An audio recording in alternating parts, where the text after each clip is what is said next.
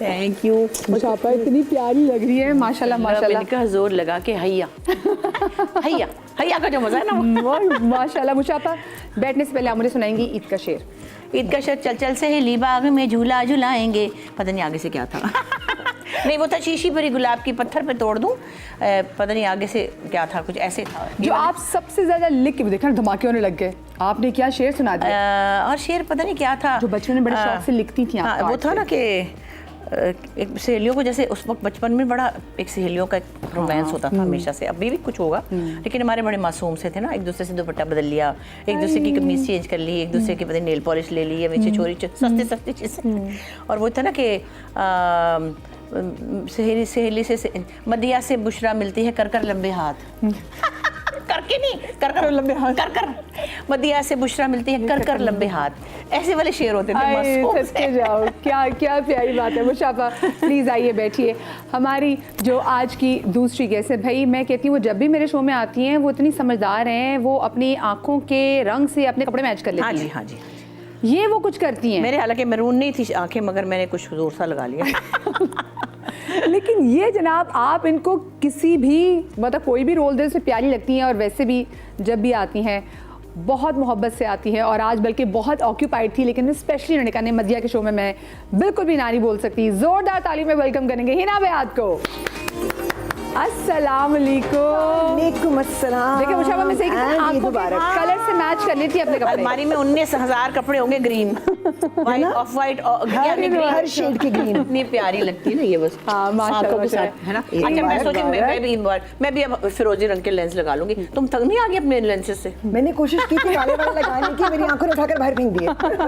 मुझे पहले शेर सुनाए बगैर नहीं बैठ सकती जो आप बचपन में लिखती थी। सुनो बचपन में मैं तो कम लिखती थी, लेकिन हमें भी तो कार्ड आते थे। तो जो तो उनमें लिखा हुआ होता था ईद का दिन है गले हमको लगा कर मिली। हाँ ये तो बड़ा रस्म दुनिया भी है, मौका भी है, दस्तूर भी है। क्या बात है, ये तो मासूम सा गाना भी था। हाँ बिल्कुल है ना, बहुत बहुत ही प्यारा। बैठिए जी। अच्छा जी, और हमारी आज की तीसरी गेस्ट मेरे शहर से इनका ताल्लुक, क्या ज़बरदस्त एक्ट्रेस, क्या वर्सेटाइल एक्ट्रेस, और क्या एक ऐसे गाने में भी मतलब जो हमने बहुत पहले देखा हुआ है। और क्या मैं गाना कैसे, अगर गाना चला दे तो क्या ही बात हो जाएगी। प्लीज़ वो गाना लगा दे। मैं चाहती हूँ कि उसी गाने पे हम जोरदार तालियों से वेलकम करें नादिया अफगान को। ऐसे ऐसे ऐसे ऐसे गाने में करती भी आ रही थी बात। ईद मुबारक। कैसी है? मैं ठीक हूँ, तुम कैसे हो? अस्सलाम वालेकुम। आपको पता नहीं बिल्कुल भी नहीं बैठेंगे शेर सुनाए बगैर। अच्छा ज्यादातर लोगों को तो खैर आप जाहिर नादिया एक्ट्रेस के तौर पे जरा रवानी से काम करी। Nadia is a wonderful director. मैं तो इसका बोल पे एक प्रोजेक्ट किया था। I was actually so impressed कि मैंने कहा ये डायरेक्शन करती रहती होंगी, लेकिन वो जो मैंने प्रोजेक्ट देखा था ना आफ्टर दैट तो मतलब much more to offer. I love you, thank you. शेर शेर शेर शेर उत्तर बड़े देखे, शेर भी देखा होगा। शेर अच्छा, तो बहुत सारे इस तरह के शेर होते थे डब्बे में, डब्बा टाइप के। ठहरो, अभी मुझे याद आया था बचपन में एक शेर था क्या कि मुंह में गिरी हाथ में बादाम, क्या था, मुंह में गिरी हाथ में बादाम, भूल गई। तुम्हारी ईदी देने वाले तुझे लाखों सलाम, मेरा कार्ड खोलने से पहले मेरा सलाम। क्या बात है भाई, जबरदस्त। मुझे याद आया था बचपन का एक शेर था। ये मेरे पे बिल्कुल बिल्कुल नहीं, और नीचे लिखा था मिन जानिब। मिन जानिब। और हमारी आज की आखिरी और बड़ी प्यारी, बड़ी हसीन, बड़ी दिलरुबा गेस्ट, आहा, ये लड़कियां जो आज मेरे शो पे आ रही हैं, आज क्या निखर निखर के आ रही हैं, निखरती हुई, दमकती हुई और खुशबुओं से बिखरी हुई। निदा मुमताज, क्या हाल है? ईद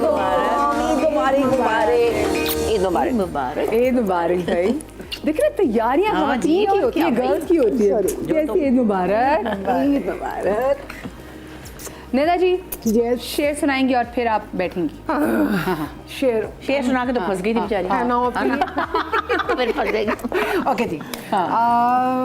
शेर ईद के बारे से शेर। हाँ ईद के हवाले से जो लिखे हो आपने शेर कार्ड पे? मैंने वैसे आपस की बात है कभी नहीं लिखे। अंगूठा ही लगा दिया हमेशा ना, नहीं। हमेशा अंगूठा ही लगा दिया। हाँ, अंगूठा भी नहीं लगाती थी, अल्लाह ना करे। तो मेरे फूल को फूल दे देना और कहना कि तेरे फूल ने फूल भेजे।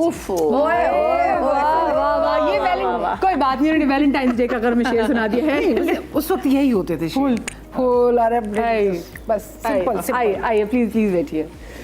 भैया आप सबको एक बार फिर से बड़ी बड़ी ईद मुबारक हो। ईद मुबारक हमारी तरफ से सब लोगों को जो सब देख रहे हैं। और सबसे बड़ी बात ये कि शुक्र है रमज़ान हम सबका अल्हम्दुलिल्लाह अच्छा गुजरा, लेकिन वो जो हमें टेंशन साथ पूरी दुनिया में जो इस वक्त आग भड़की हुई है, उसकी टेंशनों के साथ भी अल्लाह का शुक्र है हम सब ने रोज़े रख लिए।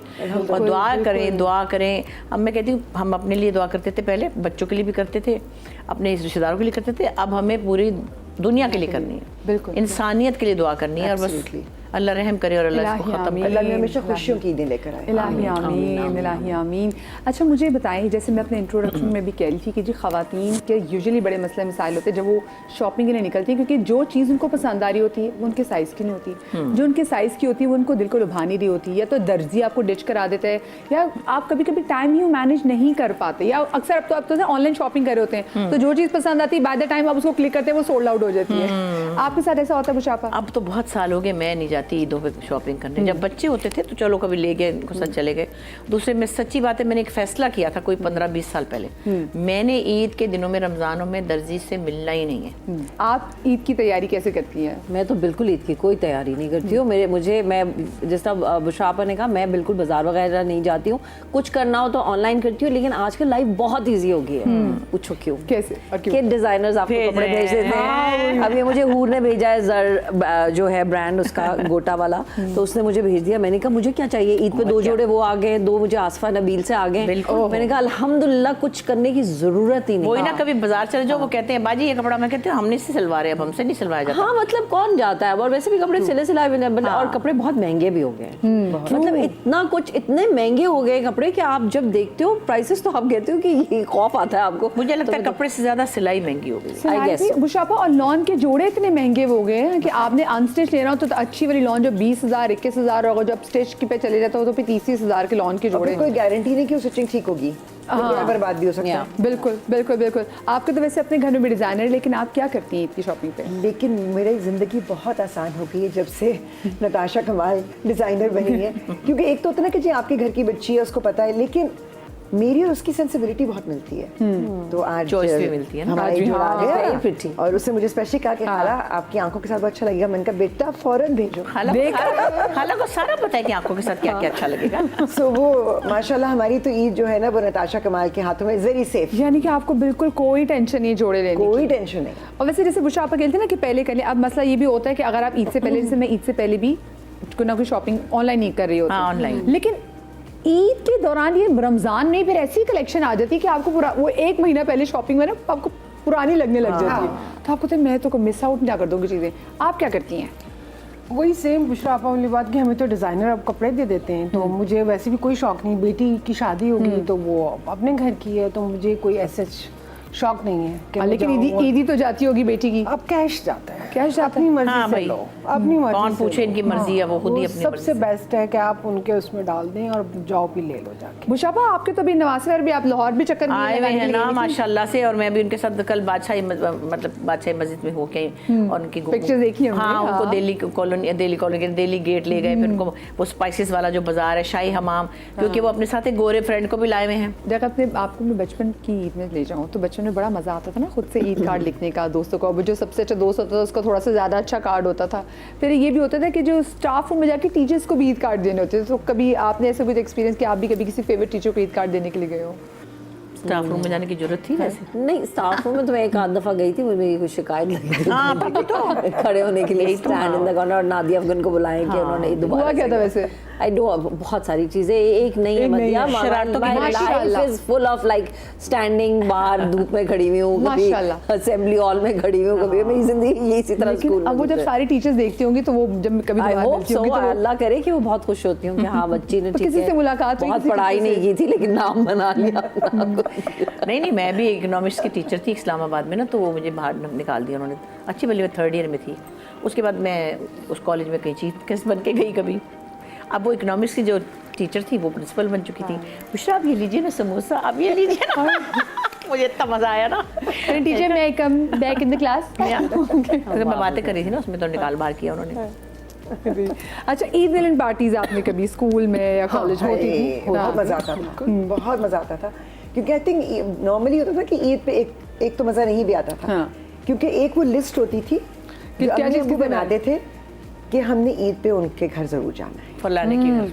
अब वो उनमें से अमूमन जरा बुजुर्ग होते थे, बड़े होते थे। अब हमें होता था कि हमें से लालच का होता था basically वो ईदी मिलेगी, ईदी मिलेगी। वरना हमें पता था हम शदीद बोर होने वाले। अच्छा, मुझे ही होता था कि वो फलानी आंटी जो है ना वो चॉकलेट केक बड़ा अच्छा बनाती है, अल्लाह में चॉकलेट, गाड़ी के बाहर अंदर गेट के खड़े बैठे कह रहे हैं अल्लाह मियां आज चॉकलेट केक बनाया आंटी ने, आज आंटी ने chocolate. It was always fun. और स्कूल की ईद मिलन में थोड़ा सा ये था कि हम लोगों को रिलैक्स करते थे ना, गाने लगा के डांस वांस भी कर लेते थे ना, वरना स्कूल की टीचर तो सख्ती करती थी। उस दिन कहते थे चलो म्यूजिक लगाओ डांस करो, फिर जो जिसका दिल चाहता था गाने भी गा रहे हैं, नाच आई भी थिंक रहे घर से कुछ बना के भी ले जाया करते थे ना, द वन डिश टाइप। हाँ, तो क्या आपके हिस्से में क्या आता था?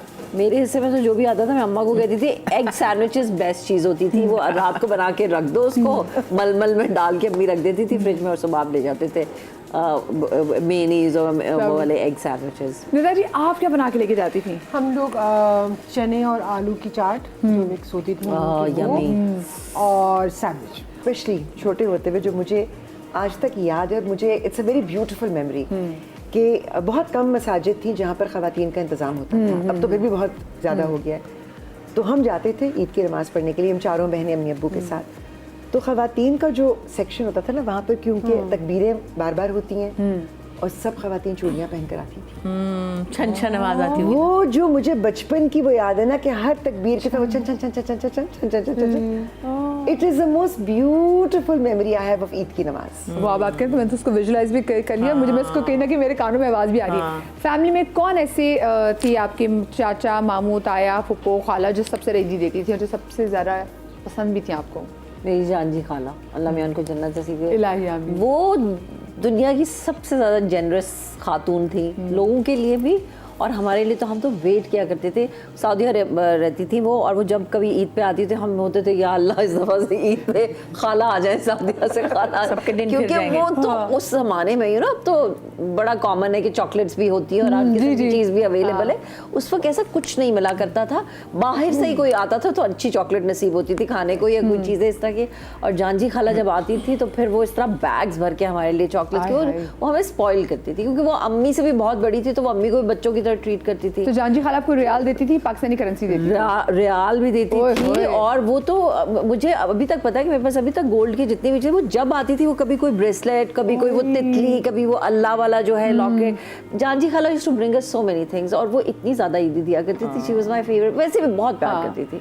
तो वो जो ईदी आपको मिलती थी, जो कैश मिलती थी, वो आपके पास होती थी या अम्मी के नहीं, पास? हमेशा हमारे पास, हमने हमेशा से क्लियर रखा है। अम्मी ने कितना राइट्स का ख्याल रखा अपना, अम्मी ने भी कहा कि नहीं अपनी खुद ही संभालो, खुद ही जो मर्जी करना, मेरे पास बाद में कोई ना आए कि गुम गई है, ये खत्म हो गई है, या हमारी ईदी निकालो कहाँ है, कहाँ। हाँ, बस अम्मी ने मुशाबा आपकी अम्मी के पास होती थी, किसके पास? नहीं हमारे पास ही होती थी और हम सारी चट कर जाते थे। और आपके बच्चों की ईदी, फिर आपके बच्चों के मेरे बच्चों की ईदी तो खैर उनके पास ही होती थी, लेकिन मैं, मुझे याद है एक ईद थी, मेरी कज़न और मैं, हम लोग जो थे वो ईद में, ईद के दिन जो सबसे बड़ी एक अयाशी थी, एक तो गरारा पहन के साइकिल चलाती थी मैं ना, वो फंस गई गरारे और मेरे गिर गई, और मेरे हाथ में एक घड़ी थी जो कि मैंने अपने पैसों से अम्मी से कहा था मुझे लेके दे। मैं बचपन में जो टीवी पे जाती थी ना तो मुझे 90 रुपए मिल गए। मैंने कहा दी मैंने घड़ी लेके दो, उन्होंने मुझे घड़ी ले दी।